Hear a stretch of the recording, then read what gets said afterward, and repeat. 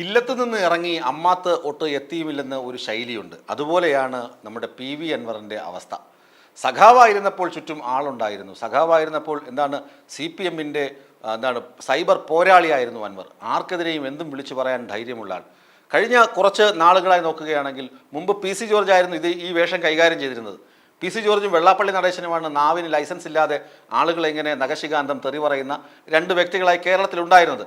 അതിനുശേഷമാണ് PV അൻവറിൻ്റെ അവതാരം പിറവി കൊള്ളുന്നത്. PV അൻവർ വന്ന ശേഷം PC ജോർജ് കളമൊഴിഞ്ഞു. വെള്ളാപ്പള്ളി ഉണ്ടെങ്കിലും നാവിന് പഴയ അത്ര മൂർച്ചയില്ല.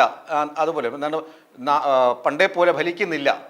പാണ്ഡൻ നായുടെ പല്ലിന് ശൗര്യം പണ്ടേ പോലെ ഫലിക്കുന്നില്ലെന്ന് നമ്മുടെ കുഞ്ചൻ നമ്പ്യാർ പറഞ്ഞതുപോലെ വെള്ളാപ്പള്ളിയുടെ നാക്കിന് അത്ര ബലമൊന്നുമില്ല. ഇപ്പോൾ ആ നാവിൻ്റെ ബലം പോയി. നാവിന് ബലമുണ്ടായിരുന്നത് PV അൻവറിനായിരുന്നു. PV അൻവർ ആർക്കൊക്കെ എതിരെ എന്തൊക്കെ ആരോപണങ്ങളാണ് ഉന്നയിച്ചിരുന്നത്? മുഖ്യമന്ത്രിയുടെ ഓഫീസിനെതിരെ തലങ്ങും വിലങ്ങും ആക്ഷേപങ്ങൾ, P ശശിക്കെതിരെ തലങ്ങും വിലങ്ങും ആക്ഷേപങ്ങൾ, എന്തിന് മുഖ്യമന്ത്രിയുടെ വിശ്വസ്തനായിരുന്ന ADGP MR അജിത് കുമാറിന് തലങ്ങും വിലങ്ങും ആക്ഷേപങ്ങളിലൊക്കെ അന്വേഷണം വന്ന് എന്ത് ചെയ്തു? പത്രസമ്മേളനങ്ങളും കവലപ്രസംഗങ്ങളും നടത്തി.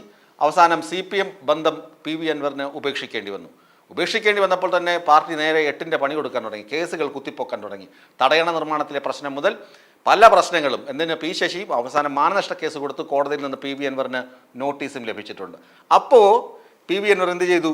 ഒരു സ്വന്തം പാർട്ടി വേണമെന്ന് ചിന്തിച്ചു. സ്വന്തമായൊരു പാർട്ടി. അങ്ങനെയാണ് പതുക്കെ ഇവിടെ നിന്ന് ചെന്നൈയിലേക്ക് വെച്ച് പിടിച്ചത്. അവിടെ പോയി ദ്രാവിഡ മുന്നേറ്റ കഴകം നേതാക്കളെയൊക്കെ കണ്ടു, സ്റ്റാലിനെയൊക്കെ കണ്ടപ്പോൾ അവർ പറഞ്ഞു, നിങ്ങളുമായിട്ട് സന്ധി ചെയ്യാൻ ഞങ്ങൾക്ക് താല്പര്യമില്ല. ഞങ്ങൾക്ക് ബന്ധം CPM-ഉമായിട്ടാണ്, അല്ലെങ്കിൽ അവിടെയുള്ള കോൺഗ്രസ് പാർട്ടിയുമായിട്ടൊക്കെ ഞങ്ങൾക്ക് ബന്ധമുണ്ട്. നിങ്ങളെ ഇപ്പോൾ സഹകരിപ്പിക്കാൻ പറ്റില്ല എന്ന് പറഞ്ഞു. ഉടനെ കേരളത്തിൽ തിരിച്ചെത്തിയ PV അൻവർ എന്ത് ചെയ്തു? ഡെമോക്രാറ്റിക് മൂവ്മെൻറ്റ് ഓഫ് കേരള എന്ന് പറഞ്ഞ് DMK എന്ന പേരിൽ തന്നെ ഒരു സംഘടന അങ്ങ് സ്ഥാപിച്ചു. എന്നിട്ട് പാലക്കാട് UDF-ന് പിന്തുണ പ്രഖ്യാപിച്ചു. ഉപതെരഞ്ഞെടുപ്പിൽ ചേലക്കരയിൽ സ്വന്തം സ്ഥാനാർത്ഥിയെ നിർത്തി. കോൺഗ്രസിൽ നിന്ന് വലിച്ച ഒരാളെ തന്നെ അവിടെ സ്ഥാനാർത്ഥിയാക്കി നിർത്തി. എന്നിട്ട് എന്ത് സംഭവിച്ചു? ഈ 3 ഉപതെരഞ്ഞെടുപ്പുകളിലും കാര്യമായ ഒരു പ്രസക്തിയും ഒരു ചലനവും ഉണ്ടാക്കാൻ ഭൂകമ്പം സൃഷ്ടിക്കുമെന്നാണ് PV അൻവർ പറഞ്ഞത്. പക്ഷേ ഒരു ഇലയനക്കം പോലും സൃഷ്ടിക്കാൻ PV അൻവറിൻ്റെ ഡെമോക്രാറ്റിക് മൂവ്മെൻറ്റ് ഓഫ് കേരളയ്ക്ക് കഴിഞ്ഞതുമില്ല. അതുകൊണ്ടാണ് ഞാൻ പറഞ്ഞത്, ഇല്ലത്ത് നിന്ന് ഇറങ്ങി അമ്മാത്ത് ലക്ഷ്യസ്ഥാനത്ത് ഒട്ട് എത്തിയുമില്ല. ചുരുക്കം പറഞ്ഞാൽ PV അൻവർ പെരുവഴിയിലാണ്. ഇത് തിരിച്ചറിയുന്നത് ഞാനും നിങ്ങളുമല്ല, PV അൻവർ തന്നെ ഇത് തിരിച്ചറിഞ്ഞു കഴിഞ്ഞു. അതുകൊണ്ടാണ് അദ്ദേഹം എന്ത് ചെയ്തത്? കോൺഗ്രസിൻ്റെ 2 നേതാക്കളെ കഴിഞ്ഞ വ്യാഴാഴ്ച രഹസ്യമായി കണ്ടത്. ആരും അറിഞ്ഞില്ല. ചെവി അറിയാതെയായിരുന്നു കൂടിക്കാഴ്ച. അങ്ങ് ഡൽഹിയിൽ വെച്ചായിരുന്നു കൂടിക്കാഴ്ച നടന്നത്. അതുകൊണ്ടാണ് കേരളത്തിൽ ആരും ഇങ്ങനെ അറിയാതെ പോയത്. അത് കണ്ടത് K സുധാകരനെയും രമേശ് ചെന്നിത്തലയും ആണെന്നാണ് പുറത്തു വരുന്ന വിവരങ്ങൾ. അവരാരും ഇതുവരെ പുറത്ത് പറഞ്ഞിട്ടുമില്ല. അതെന്തിനാണ് കണ്ടത്? തൻ്റെ DMK-യെ ഒന്ന് UDF-ൽ ചേർക്കണം. UDF-ൽ ചേർത്ത് കഴിഞ്ഞാൽ മാത്രമേ തനിക്ക് നിലനിൽപ്പുള്ളൂ. അല്ലാതെ നിന്ന് കഴിഞ്ഞാൽ, ഒറ്റയ്ക്ക് മത്സരിച്ച് കഴിഞ്ഞാൽ 8 നിലയിൽ PV അൻവറും നിലമ്പൂർ പൊട്ടുമെന്നുള്ള കാര്യം ഉറപ്പായി. കാരണം കാലിനടിയിലുള്ള മണ്ണ് ചോർന്നങ്ങ് പോയി കഴിഞ്ഞു. ഈ CPM-ൻ്റെയോ കമ്മ്യൂണിസ്റ്റുകാരുടെയോ ഇടതുമുന്നണിയുടെയോ യാതൊരു പിന്തുണയുമില്ല. ഇനി എന്താണ്?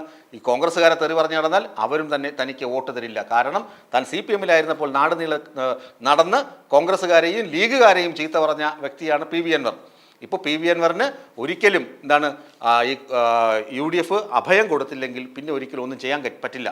അദ്ദേഹം പറയുന്നത് തൻ്റെ പിതാവിൻ്റെ തൻ്റെ മഹത്ത 300 വർഷം പാരമ്പര്യമുള്ള തൻ്റെ കുടുംബ പാരമ്പര്യമാണ്. കോൺഗ്രസുമായി അഭേദ്യമായ ബന്ധമുള്ള തൻ്റെ കുടുംബത്തിൽ നിന്നാണ് ഞാൻ വരുന്നത്. അതുകൊണ്ട് എന്നെ UDF-ൽ എടുക്കണമെന്നൊരു വാദമാണ് K സുധാകരനോടും രമേശ് ചെന്നിത്തലയോടും PV അൻവർ പറഞ്ഞത്.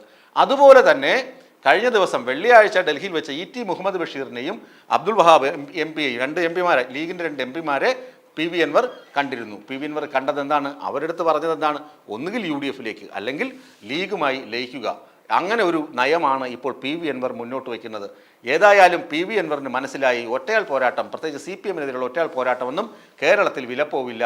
ഇവിടെ നിന്ന് സൈബർ ഇടങ്ങളിൽ എന്തെങ്കിലുമൊക്കെ കുറിച്ച് ആവേശം കൊള്ളാമെന്നല്ലാതെ, അല്ലെങ്കിൽ വാർത്താ സമ്മേളനം വിളിച്ച് വായിൽ തോന്നുന്നത് വിളിച്ചു പറയാമെന്നല്ലാതെ തനിക്ക് നിഷ്പക്ഷരുടെ വോട്ടുകൾ പോലും കിട്ടുകയില്ല എന്ന് ഈ ഉപതെരഞ്ഞെടുപ്പുകൾ തെളിയിച്ചതോടെ ബോംബിടും ഭൂകമ്പം ഉണ്ടാകുമെന്ന് പറഞ്ഞെടുത്ത് ഇലയനക്കം പോലും സൃഷ്ടിക്കാൻ കഴിയാതെ വന്നതോടുകൂടിയാണ് PV അൻവർ ഇങ്ങനെ ഒരു നയസമീപനത്തിലൂടെ മുന്നോട്ട് പോകുന്നത്. ഒന്നുകിൽ UDF-ൽ അല്ലെങ്കിൽ ലീഗുമായി ലയിക്കുക. ഇതാണ് PV അൻവറിൻ്റെ ഉള്ളിലിരിപ്പെന്ന് തെളിയിക്കുന്ന സംഭവ വികാസങ്ങളാണ് നടന്നുകൊണ്ടിരിക്കുന്നത്.